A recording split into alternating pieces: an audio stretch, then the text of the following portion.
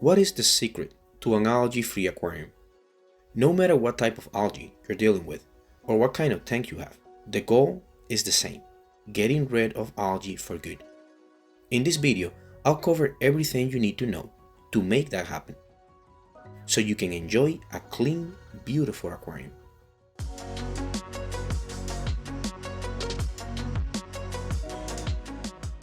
Alright, there are three things that you need to control. Forget about lighting and water hardness for a minute. They matter, but not in the way you might think. Water hardness is mostly important for fish. Plants do prefer soft water, but if your tap water isn't soft, then you kinda have to work with what you have. Personally, I use a reverse osmosis filter and remineralize the water.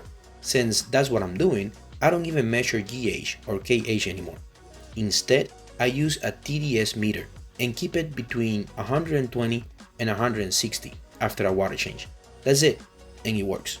As for lighting, you can have slow growing plants with high intensity lighting and still keep your tank algae free. If you can afford a high intensity light, go for it. The colors look amazing.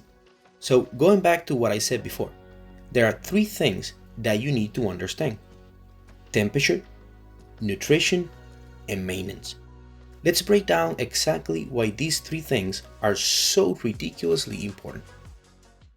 And we're going to start with temperature.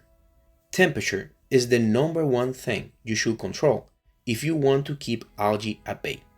Most algae types thrive in warmer water, usually between 78 and 82 degrees Fahrenheit.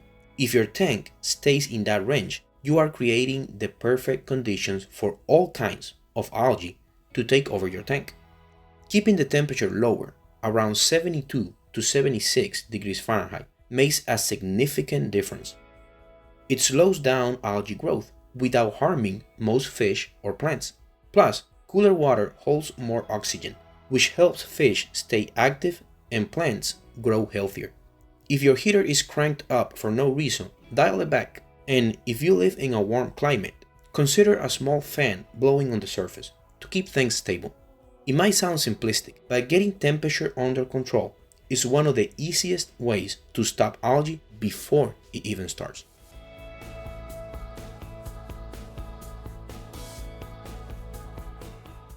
The next thing you need to control is nutrition, because unhealthy plants don't grow properly, and algae takes advantage of that. There are a few things that fall under the nutrition category. We'll go over each one of them. It all starts with substrate choice, the foundation of your entire aquarium.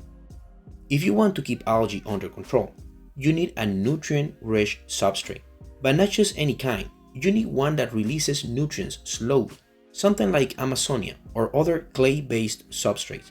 These types of substrates provide essential nutrients right at the roots, where plants need them most. Why does this matter?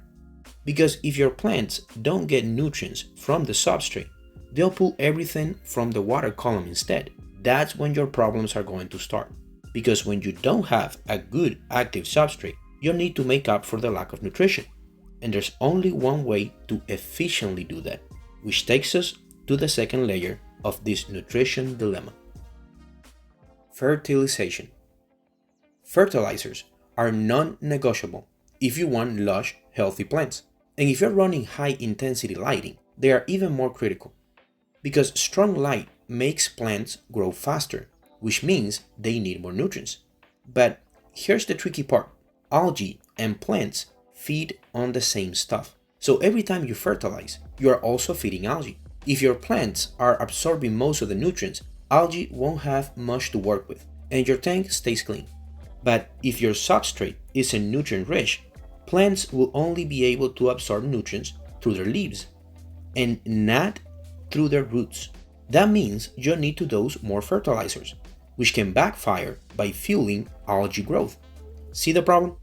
That's why a quality substrate matters. Epiphytes are the exception though. They don't need substrate and barely need fertilizers. So if that's what you have, you're pretty safe. Before we move on, if you are enjoying the video, remember to like and subscribe. It really helps the channel grow, and it helps me to continue making videos like this on a weekly basis. The last thing I want to mention, nutrition-wise, before we jump into maintenance, is CO2. I know, a lot of you won't like this one, but CO2 is awesome. Yeah, a CO2 system can be pricey, but I'm just sharing my experience, and honestly, I think it's worth it. Plants thrive when they have enough CO2, and healthy plants are your best defense against algae. Without enough CO2, they struggle to grow, leaving excess nutrients in the water, and the whole cycle I mentioned before repeats.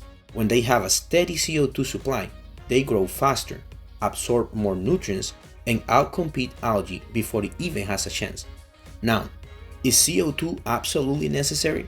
No, but if you want vibrant, fast-growing plants and fewer algae headaches, I highly recommend it.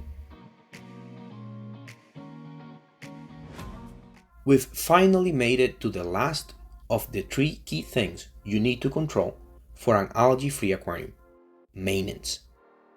And let's be honest, this is the least exciting part, but if you want a clean tank, you can skip it. First up, water changes. Nobody loves doing them, but they are absolutely essential. Water changes reset your tank, lowering excess nutrients that algae will otherwise feast on. They also help clear out debris before it starts breaking down and causing problems. I personally do a 50% water change weekly to all my tanks, and I have a few. The trick is to set up a good water change system to make it easy as possible, because let's be real, the easier it is, the more likely you are to actually do it. Just like plant nutrition has key elements, maintenance does too. And the next thing I want to talk about might not seem like maintenance at first, but I definitely consider it maintenance: feeding. Think about it. It's something you have to do regularly, just like water changes. The difference is you do it way more often. And here's the problem. Feeding could be single-handedly causing your algae issues. Any food that doesn't get eaten right away starts breaking down, releasing nutrients into the water, and that's exactly what algae feeds on. The more you feed your fish, the more you're unintentionally feeding algae. Find the right balance. Only feed where your fish can completely finish in about a minute or 2. Anything more than that just turns into extra nutrients, fueling an algae outbreak. Keep it controlled, and you'll see a big difference. It's time for the final piece of the puzzle: filter maintenance.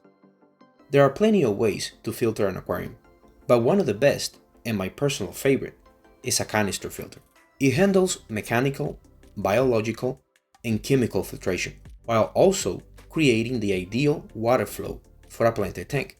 If you don't clean it regularly, those sponges will clog, and when that happens, it significantly reduces water flow.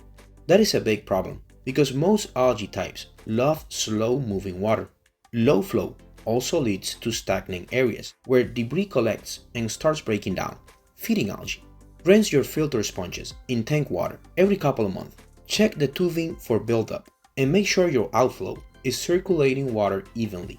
A well-maintained filter keeps your tank stable, your plants happy, and algae out of the picture. That was my advice for someone who wants an algae-free aquarium. I hope you got some value from this video. If you did, leave a comment below and mention any tips that might have helped you keeping your aquarium algae-free.